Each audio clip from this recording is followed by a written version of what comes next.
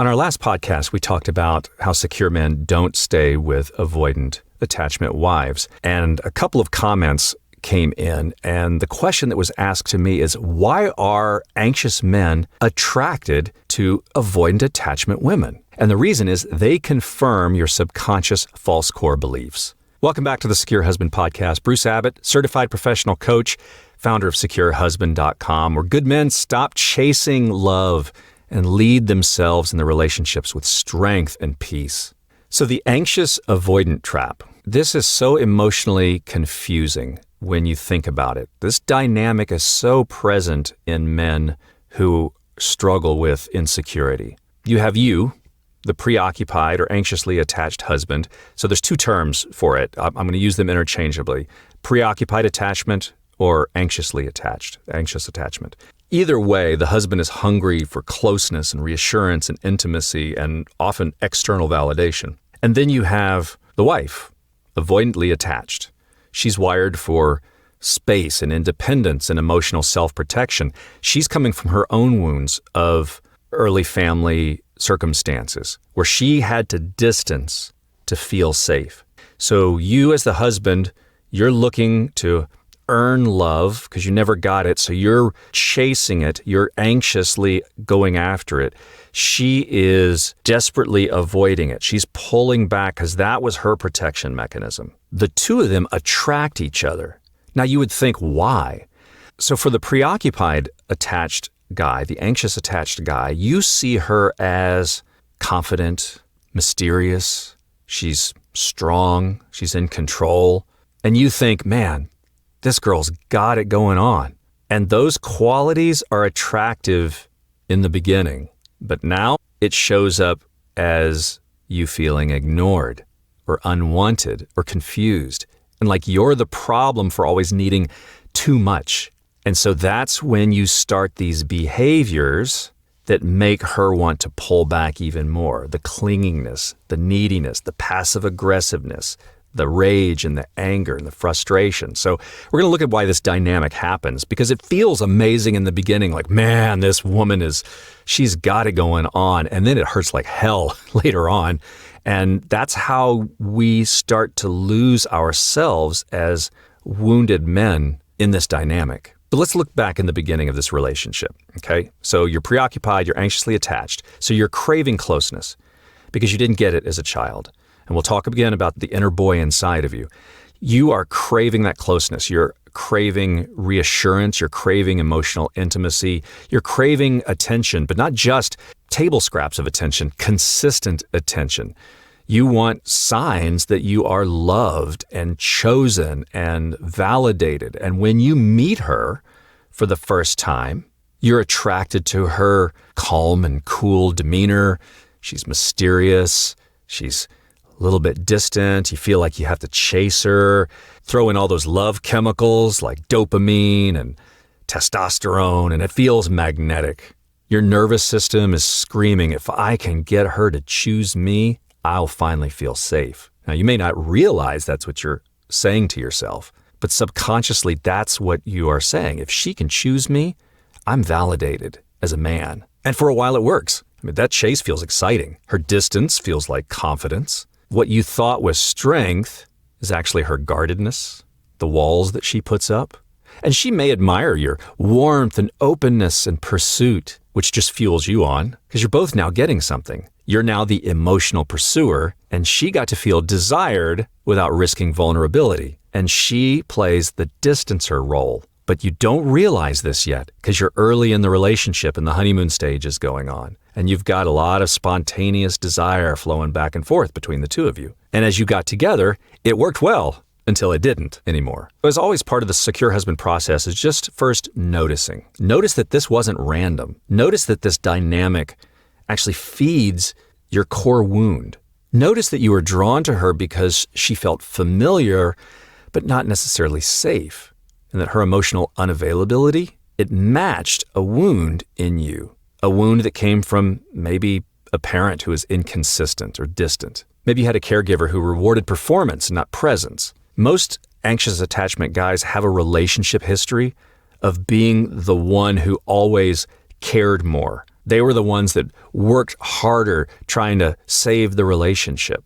And she, whether she knows it or not, may have been drawn to that emotional hunger that you had, because it made her feel powerful and needed and in control, because she's coming from a wounded place too. But underneath all of that, she's just protecting herself from intimacy. And you're chasing it to soothe your anxiety. And this worked in dating. But over the long haul, in your marriage, it becomes a painful loop of pursuit and shutdown. And once you notice that, you can choose to stop calling this passion. I mean, let's be real. Many men mistake the early highs of this dynamic for intensity and sexual tension and chemistry and we've got a spark. What it really is, insecurity colliding with avoidance. And that early excitement, that wasn't peace. That was emotional unpredictability. It was a roller coaster ride of emotions. And the silence made you crave her more in the beginning. That hot and cold behavior, it triggered your attachment wounds. And the inconsistency, it made every little breadcrumb feel like a feast. Because in the beginning, you're thinking, oh, she's mysterious. But reality is, she's emotionally unavailable. And now, over time, you're calling it love, but now it's actually just survival disguised as romance. And I use the word romance pretty loosely here, because after a while, there's very little romantic happening in the relationship. So you have to start to heal to break the cycle. You have to meet the part of you that equates distance with desire inside of you. Because if you're honest, you get hooked when someone pulls away. And it's not because you want to, it's because you're reacting and that's what you think you have to do. And that's not to blame or guilt or shame you. It's not because you're broken. It's just because some part of you formed in your childhood learned that love is something to be earned, that affection is unpredictable. If someone pulls away, it's your fault. That your job is to prove that you're worthy of being kept. And what happens is your wife's avoidant behavior, it just triggers that old part of you that says, if I can just do this right, maybe she'll give me affection or stay in the marriage. Or if I'm just more patient and I'll wait, she'll eventually open up. Maybe she'll desire me again. But the truth is, that's not your job. You don't need to earn secure connection.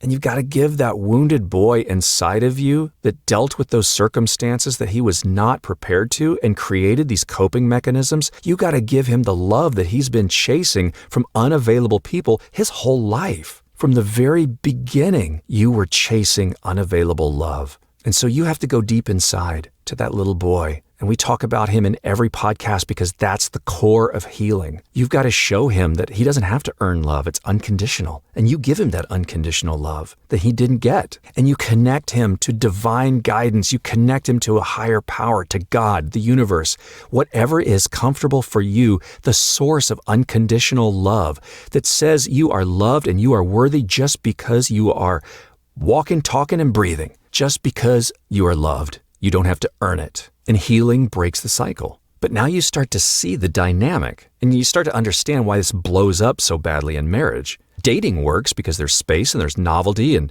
there's no demand for emotional safety and you got all the love chemicals going and dopamine and you guys are in infatuation mode. But in marriage, all that attachment wiring gets activated. You want consistency, affection, initiation. You want a true emotional partner. She still wants distance, low emotional pressure, avoiding vulnerability. So now instead of chemistry, you have conflict. And you pursue, she shuts down. You try harder. You ask and then she avoids. And you soften up and then she stiffens back up. All of a sudden what feels electric now feels exhausting. So you lead yourself out of the loop. It's where you stop begging, you stop chasing, you stop guilt-tripping, you stop explaining or shaming yourself for needing connection. You don't become avoidant, you become secure. And the message that you communicate when you become secure is, babe, I love you, but I'm no longer chasing emotional scraps.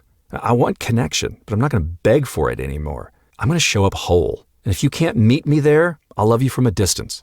And when you get to that point, you're secure. You're not the anxious kid trying to get attention. You're now the calm, confident man creating a new pattern. And that pattern may be with or without her participation. But that energy is what breaks the cycle. And that's where you become a man who chooses a mutual relationship over the familiarity of dysfunctional patterns. Because you were drawn to her because it felt familiar, but familiar isn't always healthy. And so now you're creating a new definition of connection. The definition where you're no longer drawn to the shutting down, the chase, the withdrawal, the fantasy of unlocking someone's emotional heart. You're now drawn to responsiveness and emotional maturity and mutual pursuit and safety, not silence. And you're not needy anymore. You're just done normalizing emotional starvation. And as always, I tell you this out of love. Not shame, not blame, not guilt. I've been right where you're at. But you didn't choose wrong. You didn't choose the wrong woman. But you didn't choose wrong. You just chose from a wound. And now you get to choose from healing. And when you choose from healing, you choose, I love you, but I'm not going to keep begging. I care for you, but I'm not going to chase and put up with coldness anymore. You choose that, hey, look, I'm here, but I'm not abandoning myself for closeness. That's when you become the secure husband. I hope this podcast was helpful for you. If so, please give me a review. Hit that subscribe button for more Secure Husband episodes and share this episode with someone who you think may need to hear this. Visit securehusband.com for more resources and to book one-on-one coaching with me. I'll see you again on the next Secure Husband podcast. Thanks for listening.